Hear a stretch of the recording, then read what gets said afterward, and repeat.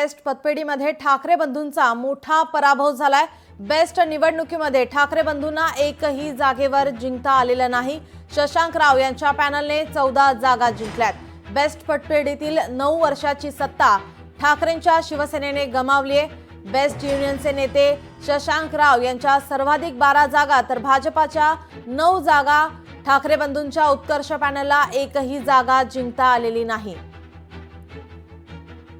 दरम्यान प्रसाद लाड यांनी ट्विट करत ठाकरेंवर टोला लगावलाय, पाहुयात।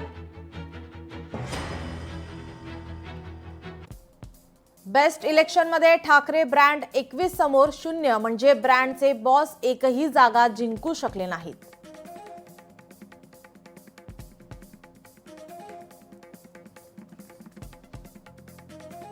निवडणूक पार पडली, मतमोजणी झालेली आहे। यामध्ये आता ठाकरे बंधू एकत्रित लढलेले पाहायला मिळाले। मात्र या ठिकाणी ठाकरे बंधूंचा पराभव झालेला पाहायला मिळतोय। एकही जागेवर त्यांना जिंकता आलेलं नाही। शशांक राव यांच्या पॅनलने 14 जागा जिंकलेल्या आहेत।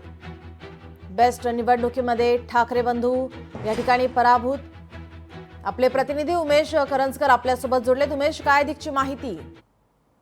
नीलम, अत्यंत महत्वाची ही निवडणूक समजली जात होती, कारण मुंबई महानगरपालिकेच्या तोंडावर ही निवडणूक होत असताना हिला विशेष महत्व आलं होतं। कारण या निवडणुकीसाठी ठाकरे बंधू एकत्र आल्यानंतर पहिलीच ही निवडणूक होती आणि या निवडणुकीमध्ये ठाकरेंचा पराभव झाल्याचं पाहायला मिळतं। एकही जागा 21 पैकी त्यांना निवडून आणता आलेला नाही। त्याचे शशांक राव यांचं जे पॅनल होतं त्यांना 14 जागा मिळाल्या।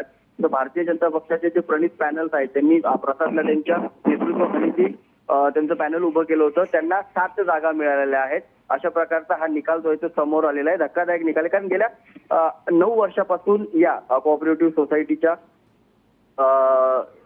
निवडणुकीवर किंवा या सगळ्या बँकेवरती ठाकरेंचं वर्चस्व आपल्याला पाहायला मिळालं होतं। त्यामुळे यावेळी देखील ठाकरेंचा ब्रँड हा चालेल अशा प्रकारची चर्चा राजकीय वर्तुळात असताना धक्कादायक असे निकाल समोर आलेले आहेत आणि एकही जागा ठाकरे बंधूंना मिळाली नाहीये। तर शशांक राव यांच्या पॅनल विजय मिळवत आता बँकेवरती त्यांची सत्ता आपल्याला पाहायला मिळणार आहे। नीलम जी, धन्यवाद उमेश, आपण दिलेल्या सविस्तर माहितीसाठी।